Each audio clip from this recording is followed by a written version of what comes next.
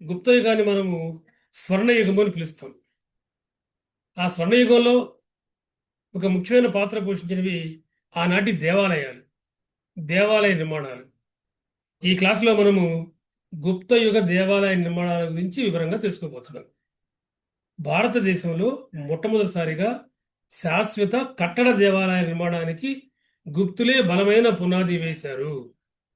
అలాగే గర్భగృహ నిర్మాణము, పంచాయతన దేవాలయ విధానము, నాగరశైలి ప్రారంభము, ఈ మూడు కూడా గుప్త యుగంలో ప్రధానంగా కనపడుతాయి. దేవాలయ నిర్మాణాలలో ఏ ఏ దేవాలయాలు ఉన్నాయి, అవి ఎక్కడున్నాయి, ఏ దేవతకు సంబంధించినవి, వాటి ప్రత్యేక వాస్తు లక్షణాలు ఏమిటి, ఈ అంశాల మీద యూపీఎస్సి, ఏపీఎస్సి పరీక్షల్లో అనేక ప్రశ్నలు వచ్చినాయి, వస్తాయి కూడా. కాబట్టి ఈ క్లాసును జాగ్రత్తగా వినండి. నేను చూపించే ప్రతి దేవాలయం యొక్క చిత్రాన్ని, వాస్తు లక్షణాలను శ్రద్ధగా గమనించండి. అప్పుడు ఈ టాపిక్ మీకు పూర్తిగా అర్థమవుతుంది. పరీక్షల్లో వచ్చే ప్రశ్నలు కూడా మీరు సులభంగా సమాధానం చెప్పగలుగుతారు. కనుక గుప్త యుగ దేవాలయ నిర్మాణాలని మనం ఇప్పుడు చూడబోతున్నాం. మొదటగా భారతదేశ చరిత్రలో కట్టడ దేవాలయాన్ని ప్రారంభించిన వారు గుప్తులు. Standing temples. ఇంతకుముందు దేవాలయాలు ఉన్నాయి, గుహాలయాలు అంటాం వాటి మనం. గుహలను తొలిచి ఆలయాలుగా మలిచారు, అవి గుహాలయాలు. అలా కాకుండా ప్రదేశం తీసుకొని దాని మీద రాతితోనో లేదా ఇటుకలతోనో దేవాలయాలు కట్టితే స్టాండింగ్ టెంపుల్స్ అంటాం. వాటిని కట్టడ దేవాలయాలు అంటాం. గుప్తులు ఆనాడు ఏనాడో కడితే, క్రీస్తకం 5-6 శతాబ్దాల్లో కడితే అవి ఇప్పటికీ కూడా మనకి అలాగే కనపడుతున్నాయి. కనుక మొట్టమొదటిసారిగా కట్టడ దేవాలయాన్ని ప్రారంభించిన వాళ్ళు గుప్తులు. గుప్తులు గర్భగృహ విధానాన్ని ప్రారంభించారు. దేవాలయంలో ప్రధాన దేవతా విగ్రహాన్ని ప్రతిష్ఠించేటువంటి ఒక పవిత్ర అంతర్గృహం ఉంటుంది. దాన్ని మనము గర్భగుడి అని లేదా గర్భగృహం అని పిలుస్తాం. మీకు నేను తిగవ దేవాలయం చూపిస్తున్నాను. అందులో వెనక భాగం చూడండి. అక్కడ మనకు ఒక 4 స్తంభాల ఆధారంగా రాళ్లతో చదరపు కప్పు నిర్మించారు. ఆ లోపలే ప్రధానమైన దేవతా విగ్రహం ఉంటుంది. కానీ దాన్ని మనం గర్భగుడి అంటున్నాం, గర్భగృహం అంటున్నాం. దాని ముందు చూడండి, ఒక మండపం కనబడుతుంది. దాన్ని మనము ముఖ మండపము అంటాము. గర్భగుడికి ఆనుకొని ఎదురుగా ఉన్నట్టు మండపం ఏది ఉంటుంది దాన్ని మనం ముఖ మండపము అంటాం. కనుక దేవాలయాలలో గుప్తులు ముఖ్యంగా గర్భగుడి, ముఖ మండపాలను ప్రారంభించారు. మీకు ఆ రెండు చూస్తే మీకు అర్థమవుతుంది. అంతేకాదు గుప్తులు పంచాయతన విధానాన్ని ప్రారంభించారు. పంచ ఆయతన, పంచ 5, ఆయతన ఆలయ స్థానము లేదా పీఠము. ఇందా మనం చెప్పినట్టు గర్భగుడి మధ్యలో ఉంటుంది. అక్కడ ప్రధాన దేవతను ప్రతిష్ఠిస్తారు. దాని చుట్టూతో కూడా తిరిగి మళ్ళీ 4 దేవతలను ప్రతిష్ఠిస్తారు. ఇక ఫోటోలు కనబడుతుంది చూడండి, ఒక నమూనా. ఉదాహరణకి అది శివాలయం అనుకోండి. శివలింగం ప్రధానంగా గర్భగుడిలో ఉంటుంది. చుట్టూతా గణేశుడు, కుమారస్వామి, నవగ్రహాలు, అమ్మవారు, ఇటువంటి ఉపగుడులు ఉంటాయి, ఉప ఆలయాలు ఉంటాయి. కానీ మొత్తము 5 ఆలయాలు, ఆలయ స్థానాలు లేదా పీఠాలు ఉంటాయి. దీనిని పంచాయతన విధానం అంటాం. ఈ పంచాయతన విధానాన్ని కూడా గుప్తులే ప్రారంభించారు. అయితే గుప్తయుగంలో లేనిది ఏమిటి అంటే శిఖరాలు లేవు, ఇంకా చాలా లేవు. ఉండే కొన్ని రాబోయే క్లాసులు మనం చెప్పుకుంటాం. శిఖరము అంటే గర్భగుడి మీద కట్టినటువంటి ఎత్తైనటువంటి ఏపుగా ఉండి కట్టడం. అవి గుప్తయుగానికి లేవు.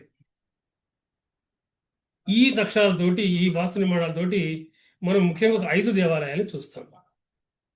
అందులో ఇప్పుడే మీకు నేను చూపించినటువంటి తిగవాల ఉన్నటువంటి దేవాలయం, ఇది ఒక విష్ణు దేవాలయం. ఇది వాటి మధ్యప్రదేశ్లో ఉంది. రెండవది భూమ్రా. భూమ్రాలో ఒక శివాలయం నిర్మించబడింది గుప్తుల యుగంలో. ఇది కూడా మధ్యప్రదేశ్లోనే ఉంది. అక్కడ చూడండి, మీకు ఆ శివాలయం కనపడుతుంది. అయితే ఈ శివాలయానికి ప్రతిష్ఠ చేయడానికి వీలుగా గర్భగుడి చుట్టూతా ఒక ప్రత్యేక మార్గాన్ని ఏర్పాటు చేశారు.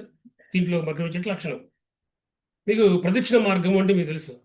దేవాలయ చుట్టూ కూడా మనం ప్రధాన గుడిలోకి వెళ్లే ముందు ప్రదక్షిణ చేస్తూ ఉంటాం.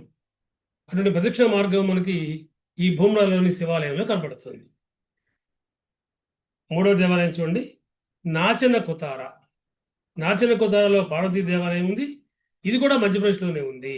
దీనికి ఎదురుగానే మరొక శివలింగానికి ఉండేటువంటి దేవాలయం కూడా ఉంది. కానీ నాచన కుతరాలు లాంటి పార్వతీ దేవాలయంలో కూడా ఇక్కడ కూడా తిరిగి మళ్ళీ మనకి ఈ ప్రదక్షిణ మార్గం కనపడుతుంది. కనుక గుప్తయుగంలో ప్రదక్షిణ మార్గాలు లాంటి దేవాలయాలు రెండు. ఒకటి భూమరాలోని శివాలయము, రెండవది నాచన కుతారాలోని పార్వతీ అమ్మవారి దేవాలయం. ఈ మూడు దేవాలయాలు కూడా తిగవ, భూమర, నాచన కుతార దేవాలయాలు క్రీస్తు శకము 5వ శతాబ్దానికి చెందినవి. ఆ తర్వాతది ఇంకోటి చూడండి, బిటర్గావ్లో ఉన్నటువంటి ఇటుక నిర్మిత దేవాలయం. అది బాగా శిథిలమై ఉంది. ఆ ఫోటోలు మీకు చూపించాను నేను. ఈ రోజుల్లో కొద్దిగా దాన్ని డెవలప్ చేశారు, కానీ ఆ డెవలప్మెంట్ ఫోటోలు నేను చూపించట్లేదు. ఒరిజినల్ ఫోటో ఇది. ఇది పూర్తిగా ఇటుకలతో నిర్మించిన దేవాలయం. బిటర్గావ్లో ఉంది ఇది విష్ణు దేవాలయం. ఇది ఉత్తరప్రదేశ్లో ఉంది. ఇది కాన్పూర్ జిల్లాలో ఉంది. ఇంతకుముందు 3 మధ్యప్రదేశ్, ఇది కాన్పూర్ ఉంది ఉత్తరప్రదేశ్లో. ఇంకా 5వది దేవఘర్ దేవాలయం చూడండి. ఈ దేవఘర్లో ఉన్న దేవాలయము దశావతార దేవాలయం. 10 అవతారాలు, విష్ణుమూర్తికి 10 అవతారాలు ఈ కాలనాటికి ఆపాదించబడినవి అని చరిత్రకారులు అంటున్నారు. అట్లా 10 అవతారాలతో కూడిన దేవాలయము, దశావతార దేవాలయము దేవఘర్లో ఉంది. ఇది కూడా ఉత్తరప్రదేశ్లో ఉంది. కనుక బెటర్గావ్లోని ఇటుక దేవాలయం కానీ, దేవఘర్లోని దశావతార దేవాలయాలు కానీ ఉత్తరప్రదేశ్లో ఉన్నవి. ఈ రెండు కూడా క్రీస్తు శకము 6వ శతాబ్దంలో నిర్మించబడినవి. వీటి చూడండి. ఇందులో మీరు ఆ దేవఘర్ దేవాలయాన్ని చూడండి. దానికి ఊర్ధ్వ నిర్మాణం చూడండి, కొంత పిరమిడ్ లాగా కనపడుతుంది. పైన ఆ గర్భగుడి పైన కొంత పిరమిడ్ ఆకారంలో కనపడుతుంది. ఇది తర్వాత కాలంలో అభివృద్ధి చెందినటువంటి శిఖరం యొక్క ప్రాథమిక దశను తెలుపుతున్నది. పల్లవులు శిఖరాలు కడతారు, ఆ కాలంలో మనం చూద్దాం. కనుక శిఖరాలు లేవు, కానీ శిఖర స్థాయిలో ప్రాథమిక దశతో కూడినటువంటి దేవాలయము గుప్తయుగంలో ఎక్కడ ఉన్నది అంటే మనం చెప్పాల్సి ఉంటుంది. దేవఘర్లోని దశావతార దేవాలయం. కనుక ఇవి మనకి ప్రధానంగా దేవాలయాలకు సంబంధించి మనకు కనిపించేవి. ఎగ్జామినేషన్లో గర్భగృహ విధానాన్ని ఏ రాజవంశం ప్రారంభించింది? గుప్తులు. కట్టడ దేవాలయాన్ని ప్రారంభించినటువంటి రాజవంశం ఏది? గుప్తులు. పంచాయతన విధానం అంటే అర్థం ఏమిటి? ఒక గర్భగుడి చుట్టూతో కూడా 4 ఉపదేవాలయాలు కలిగినటువంటి నిర్మాణము. తిగవాలో ఉన్నటువంటి దేవాలయం ఏది? విష్ణు దేవాలయము. తిగవాలో విష్ణు దేవాలయం ఎక్కడ ఉన్నది? మధ్యప్రదేశ్. భూమరాల దేవాలయం ఏది? శివాలయము. ఇది ఎక్కడ ఉన్నది? మధ్యప్రదేశ్. నాచన కుతారాలోని పార్వతీ దేవాలయము ప్రస్తుతం ఏ రాష్ట్రంలో ఉన్నది? మధ్యప్రదేశ్. శిఖర నిర్మాణాన్ని పోలిన నిర్మాణంతో కూడినటువంటి గుప్తయుగ దేవాలయం ఏది? దేవఘర్లోని దశావతార దేవాలయము. పూర్తిగా ఇటుకలతో నిర్మించిన దేవాలయం ఏది? బిటర్గావ్ దేవాలయము. ఇటువంటి ప్రశ్నలు వస్తాయి. ఇక దీంతో పాటుగా తిరిగి మళ్ళీ ఆ దేవాలయాల గోడల మీద అద్భుతమైన శిల్పాలు చెక్కారు వాళ్ళు. కాబట్టి శిల్ప నిర్మాణాలు, ఆ శిల్పాలు ఏమున్నాయి, ఆ నిర్మాణాలు ఏ రకంగా సాగినవి, అలాగే ఈ చిత్రలేఖనాన్ని ఏ రకంగా పోషించారు గుప్తులు, దీన్ని మీకు నేను రాబోయే క్లాసులో తెలియజేస్తాను. వీటిని జాగ్రత్తగా చూడండి, నోట్స్ తయారు చేసుకోండి. డిస్క్రిప్షన్లో మనకి దాని సమాచారం కూడా ఉంది, ప్రిపేర్ కండి. తర్వాత వీడియో కోసం ఎదురు చూడండి. ప్రస్తుతానికి స్వస్తి.